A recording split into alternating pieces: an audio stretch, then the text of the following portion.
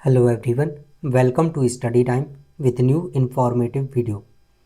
Allahabad high court से RO और ARO यानी कि समीक्षा अधिकारी और सहायक समीक्षा अधिकारी, इसके साथ साथ कंप्यूटर असिस्टेंट की वैकेंसी आनी है और विद्यार्थी अभी से मन लगा के अच्छे से पढ़ाई में लगे हुए हैं। और कौन से विद्यार्थी जिन्हें सिलेक्शन लेना है, उन्हें इस बात की चिंता है कि नोटिफिकेशन कब आएगा, लेकिन केवल इसी बात की चिंता नहीं है और वो निश्चित तौर पर अच्छे से तैयारी में लगे हुए हैं। देखिए, अगर आपका यूपीपीएससी आरओ और एआरओ का एग्ज़ाम है तो निश्चित तौर पर आप जीएस को उस लेवल पर तैयार कर रहे होंगे, साथ ही जो हिंदी है वो भी देख रहे होंगे। लेकिन बहुत सारे ऐसे विद्यार्थी हैं जिनका यूपीपीएससी आरओ यारो का एग्ज़ाम नहीं है। किस कारण से नहीं है, उसके अन्य तमाम कारण हैं जिन पर हम चर्चा नहीं करेंगे। हम फोकस करेंगे कि जो विद्यार्थी आगे इलाहाबाद हाई कोर्ट का जो आरओ और एआरओ का वैकेंसी आ रहा है इसके बारे में।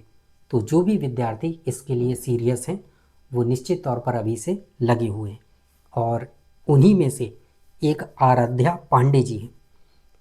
इनका क्वेश्चन ये था कि क्या केवल घटना चक्र और ल्यूसेंट सफिशिएंट रहेगा या कुछ और पढ़ना पड़ेगा जीके और जीएस के लिए। तो देखिए, अगर हम यूपीपीएससी आरओ यारो की बात करें तो जो भी विद्यार्थी वो एग्ज़ाम दे रहे हैं तो उनको तो बताने की बिल्कुल भी ज़रूरत नहीं है कि उन्हें क्या पढ़ना है क्या नहीं पढ़ना है, क्योंकि Allahabad high court RO ARO का जो एग्ज़ाम होता है इसका पैटर्न एकदम अलग होता है और यूपीपीएससी आरओ एआरओ का जो एग्ज़ाम होता है इसका पैटर्न एकदम अलग होता है। और जो यूपीपीएससी वाला है इसमें डिफ़िकल्टी लेवल ज़्यादा रहता है, फैक्ट भी पूछता है, साथ में जो कॉम्बिनेशन है उसको बना के पूछा जाता है। लेकिन जो इलाहाबाद हाई कोर्ट का एग्ज़ाम है ये एक प्रकार से सीधा सा और सिंपल सी बात बोली जाए तो वनडे एग्ज़ाम की तरह ही रहता है, यानी कि सीधे फैक्ट में जो क्वेश्चन है वो पूछे जाते हैं अगर कुछ अपवादों को छोड़ दिया जाए। अपवाद कैसे कि 2-4 क्वेश्चन ऐसे होते हैं और जब तक अगर ऐसे प्रश्न ना हो तो फिर वो कोई परीक्षा कैसे हो जाएगी, है ना। तो ये चीज़ें रहती ही रहती हैं। तो जो इलाहाबाद हाई कोर्ट का एग्ज़ाम है इसमें देखिए डीप से क्वेश्चन तो पूछता है, लेकिन वो कुछ ही क्वेश्चन रहते हैं। बाकी क्वेश्चन ऐसे रहते हैं जो अगर आप कोई भी ऐसी बुक्स जो हैं वो फॉलो कर लें, जैसे कि यहाँ पर बोला गया है या पूछा गया है घटना चक्र और ल्यूसेंट के लिए।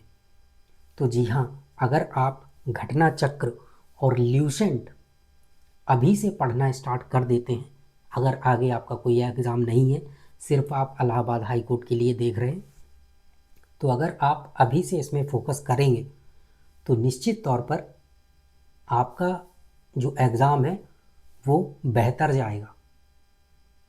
अब अगर हम बात करें, कुछ लोग बोलेंगे कि नहीं सर, अगर हम स्टैंडर्ड्स बुक्स जो हैं एनसीईआरटी हैं उनसे करेंगे तो और ज़्यादा अच्छा होगा। निश्चित तौर पर उनसे और ज़्यादा अच्छा होगा, लेकिन आपको ध्यान रखना है कि यहाँ आप पीसीएस का एग्ज़ाम नहीं दे रहे हैं, ना ही यूपीपीएससी वाला आरओ यारो का एग्ज़ाम दे रहे हैं कि इसके लिए आपको एनसीईआरटी इसके साथ साथ जो स्टैंडर्ड बुक्स हैं इनकी तरफ जाना पड़े। आप एक सिंपल सा वनडे एग्ज़ाम दे रहे हैं जिसमें इतने ज़्यादा जो क्वेश्चन है वो कॉन्सेप्ट से ना पूछकर सिर्फ और सिर्फ फैक्ट से पूछता है।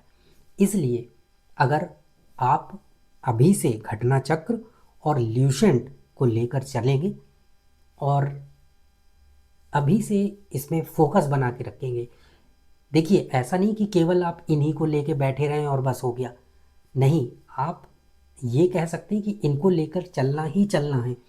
अगर अदर जगह से कोई यूट्यूब में वीडियोज़ है या कोई और इन्फॉर्मेशन है, वहाँ से कुछ अच्छी चीज़ें मिल रही हैं तो वहाँ से निश्चित तौर पर आपको लेना ही लेना है। लेकिन ये नहीं कि आप उसके लिए एनसीईआरटी में जाएं या स्टैंडर्ड बुक्स की तरफ जाएं, क्योंकि इतना समय नहीं है आपके पास अगर आप स्टैंडर्ड बुक पढ़ने बैठेंगे और एनसीईआरटी पढ़ने बैठेंगे तो आपको फिर उसके लिए 1 से 1.5 साल का समय चाहिए, और इतना समय अभी है नहीं। तो एक ही चीज़ को 10 बार पढ़ना ज़्यादा बेहतर है, बजाय उसके कि हम 10 चीज़ों की तरफ भागें। तो जो भी लोग हैं, जो भी विद्यार्थी हैं, और ख़ास तौर से आप जिन्होंने ये क्वेश्चन पूछा, आराधना जी, तो आपको जो आपने बोला है घटना चक्र और ल्यूसेंट के लिए, तो जी हाँ, बिल्कुल ये सफिशियंट रहेगा। आप इनको जितना हो सके उतनी बार प्रैक्टिस करने की कोशिश करें। बाकी अगर आपने कहीं से कोचिंग की है, उसके नोट्स हैं, तो उन्हें भी आप लेकर चल सकते हैं। और इसमें आपके निश्चित तौर पर जो सिलेक्शन है वो होगा। ऐसा कोई नहीं बोल सकता है कि आप अगर केवल इसी को लेकर चलेंगे तो आप क्वेश्चन नहीं आएंगे, ये नहीं होगा, वो नहीं होगा। आप पिछले साल के जो पेपर हैं वो उठाकर देख सकते हैं कि शायद ही 2-4 ऐसे क्वेश्चन रहे हों जो इनमें आपको ना मिले हों, क्योंकि इतना ज़्यादा डीप में ये एग्ज़ाम आपसे नहीं पूछता है।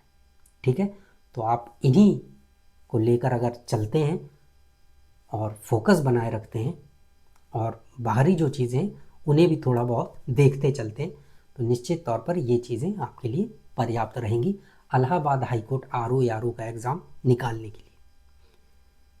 तो चलिए मिलते हैं न्यू इन्फॉर्मेटिव वीडियो के साथ। निश्चित तौर पर आपको चीज़ें समझ आई होंगी कि यहाँ पर क्या बताया जा रहा है। बाकी आप अपने आप से स्वयं से ये चीज़ें डिसाइड कर सकते हैं कि आपको क्या पढ़ना है, कहाँ से पढ़ना है, क्या चीज़ बेहतर है। ठीक है, चलिए, थैंक यू।